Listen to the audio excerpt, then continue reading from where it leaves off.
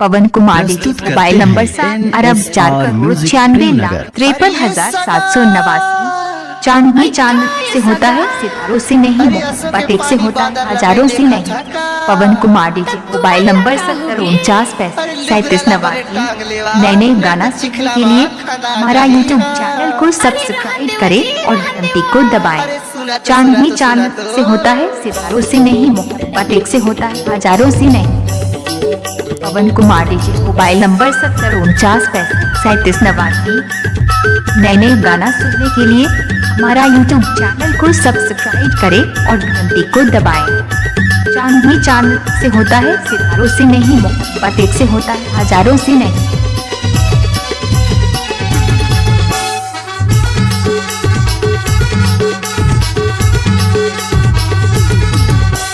तुम्हार लुगुरा भुया भुया ला बहार है, तुम्हार लुगुरा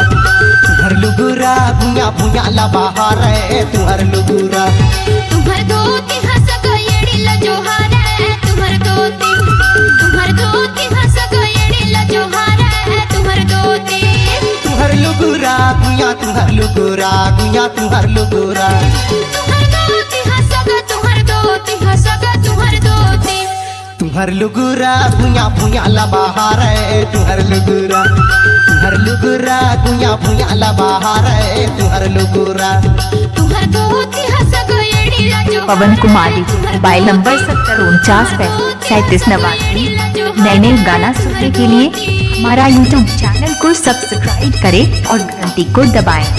चांद ही चांद से होता है, सितारों से नहीं, मोहब्बत एक से होता है, हजारों से नहीं। नए नए गाना सुनने के लिए हमारा यूट्यूब चैनल को सब्सक्राइब करें और घंटी को दबाएं।